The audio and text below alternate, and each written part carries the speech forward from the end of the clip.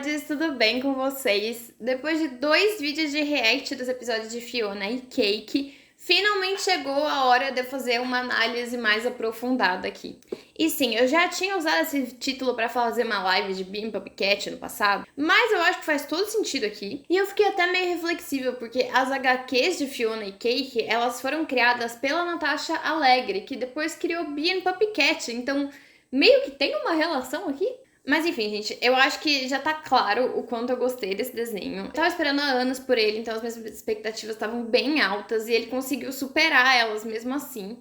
Mas hoje eu quero falar um pouco sobre exatamente por que esse desenho me pegou tanto. Desde que o desenho foi anunciado, foi dito que ele ia ser voltado para jovens adultos. Mas na época eu achei que isso só significava que ele ia ter, tipo, mais violência, mais palavrões, porque Hora de Aventura mesmo já tinha um público um pouco mais velho, sabe? E eu não tava esperando que fosse ser esse tipo de jovem adulto, que aborda questões que nós jovens adultos enfrentamos e que parece ter sido feito especialmente pensado na gente, sabe?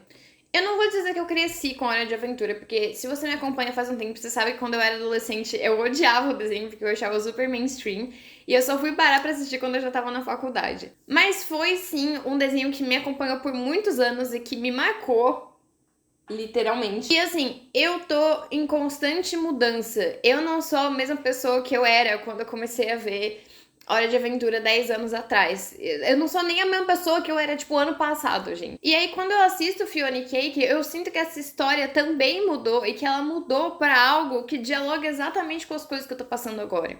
E isso é muito especial pra mim, sabe? Especialmente porque eu tô num momento da minha vida em que eu sinto que as coisas, elas não são mais feitas pra mim e pra pessoas como eu. Eu já não me identifico mais com os problemas dos protagonistas de vários desenhos, animes e livros de Young Adult, porque eles são adolescentes. O que não significa que eu não possa mais consumir ou que eu não goste mais desses conteúdos. Inclusive, eu tô doida pra anunciarem quando que finalmente vai sair a Lumberjanes, por exemplo. Eu realmente acho que não existe uma idade, tipo, máxima pra você gostar de alguma coisa. E que todo mundo tem que abraçar aquilo que te faz feliz. Mas eu não consigo deixar de me sentir excluída por não conseguir mais me relacionar com os conteúdos que eu gosto da mesma forma que eu me relacionava 10, 15 anos atrás, entenderam? E ao mesmo tempo eu não quero só consumir e só falar sobre conteúdos adultos, porque muitas vezes eles acabam indo por um caminho de violência, palavrões e outras coisas que não são exatamente a minha pegada, sabe? E eu fico feliz que a gente tenha visto cada vez mais conteúdos que são considerados jovens adultos, porque eles foram feitos pensados em jovens adultos e possuem jovens adultos como protagonistas.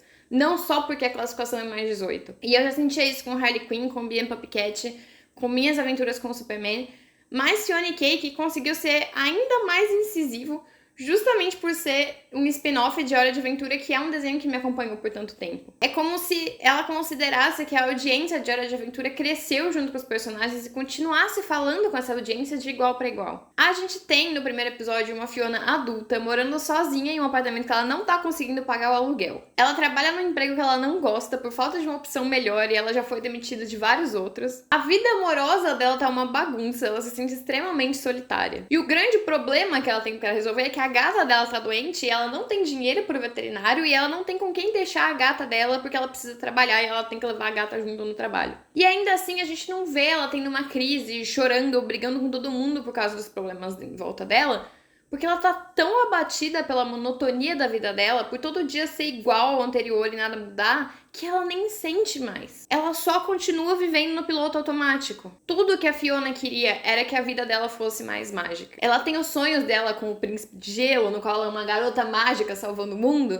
e aí ela acorda pra vida banal e sem emoções dela. Quem nunca, não é mesmo? Quantos de nós não tínhamos aspirações incríveis quando a gente era criança? Quantas pessoas não acreditavam em magia, foram perdendo as esperanças conforme a carta de Hogwarts não chegava, um sátiro não aparecia pra te levar para acampamento meio sangue, você não recebia um ovo de dragão, o guarda-roupa não abriu um portal pra Nárnia, vocês nunca esbarraram um caçador de sombras no meio de uma balada. E eu sei que alguns episódios depois a gente teve uma explicação dentro do universo da série do porquê a vida da Fiona deixou de ser mágica, né? Que foi porque o mundo dela tinha sido criado pelo Prisma e escondido pelo Prisma na mente do Rei Gelado. E aí quando o Simon perdeu a magia, o mundo da Fiona perdeu a magia também. Mas não tem como assistir essa história e não ver tudo isso como uma alegoria para como a nossa vida deixa de ser mágica também, sabe? E eu acho que isso ficou ainda mais forte no segundo episódio, quando a gente vê o estado em que o Simon tá. Porque, ok, a Fiona tá ali no mundinho normal dela, querendo que tudo fosse mais mágico e mais incrível. E por mais que ela tenha os sonhos dela, ela sabe que são sonhos, igual a gente quando sonha alguma coisa assim. Mas o Simon não só tá no mundo em que a magia é real, como ele mesmo experimentou a magia por séculos. E agora ele perdeu isso e ele é obrigado a viver em um mundo em que ninguém compreende ele, em que ele se sente sozinho e isolado, e que parece que ele tinha mais valor quando ele era o Rei Gelado do que agora que ele voltou a ser ele mesmo. E aí vocês voltam porque eu tava falando no começo do vídeo sobre sentir que as coisas não são mais feitas pra mim,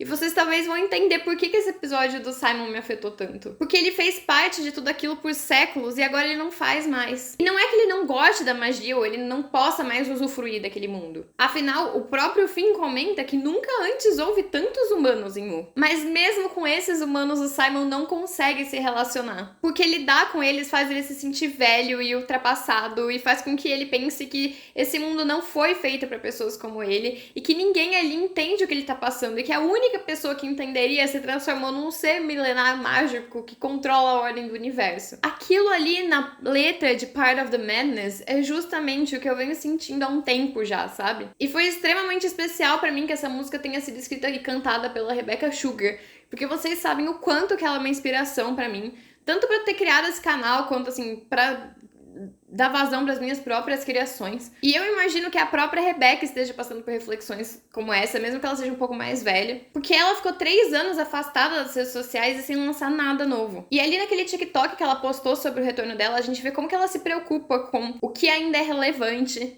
com o que as pessoas vão pensar sobre a volta dela, com como o mundo vai reagir. E outra coisa que me pegou muito nesse episódio foi o quanto as pessoas insistiam pro Simon voltar com Fiona e Cake. Ok, ele tinha um motivo dele ali que era que ele não foi ele exatamente que criou elas, né? E isso era mais um lembrete de que ele não era mais o regelado e ele não podia voltar a ser ele. Mas ao mesmo tempo eu sei muito bem como é ter as pessoas perguntando quando que eu vou voltar com tal conteúdo, o quanto tal coisa que eu criei era incrível. Sendo que às vezes eu nem sei mais se eu quero voltar pra aquela coisa. E às vezes parece que se eu não voltar pra essas coisas, ninguém vai se interessar mais. E se eu quiser falar de outros conteúdos, e se eu quiser escrever outros tipos de histórias, porque eu não sou mais a mesma pessoa que eu era 1, 2, 5, 10 anos atrás, será que ainda vai ter gente interessada? Ou eu só tenho chance de sucesso se eu continuar com aquilo que agradou tantas pessoas no passado? E essa questão ali do Rei Gelado com Fiona e Cake é outra coisa que eu acredito que a Rebecca Sugar esteja passando ou tenha passado recentemente, pelo menos pelo que ela escreveu ali naquele TikTok dela. Ela criou Steven Universo, sabe? Foi uma obra que mudou o mundo, que moldou a animação dali pra frente. Ou se eu tivesse criado Steven Universo,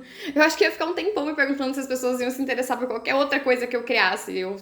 Principalmente se eu fosse fazer algo muito diferente daquilo. E eu provavelmente entraria num bloqueio criativo enorme, com medo de decepcionar todo mundo. E aí, no 4º episódio, a gente foi apresentar também a crise do Prismo. Que, ok, talvez tenha ressoado menos comigo do que a da Fiona e do Simon, mas também ressoou um pouquinho. Nesse episódio, a gente descobre que a Fiona e Cake não foram uma criação do Rei Gelado, mas sim do Prismo, que depois de tanto tempo criando coisa pros outros, resolveu criar algo pra ele mesmo. Ele literalmente fez uma fanfic do universo favorito dele, basicamente só mudando o gênero das pessoas. Só que ele fazer isso foi um problema enorme, e agora ele e a criação dele estão em risco porque eles foram descobertos. E aí eu acho que, assim, todo adulto consegue se relacionar com a questão de, tipo, depois de tanto tempo fazendo algo pros outros, eu fiz algo pra mim. E dá até pra gente ver um pouco ali, né, das consequências disso pro Prismo como uma alegoria pra vida real. Porque às vezes realmente parece que quando você para e faz algo por você e unicamente pelo seu prazer e sem um objetivo maior, as pessoas julgam muito.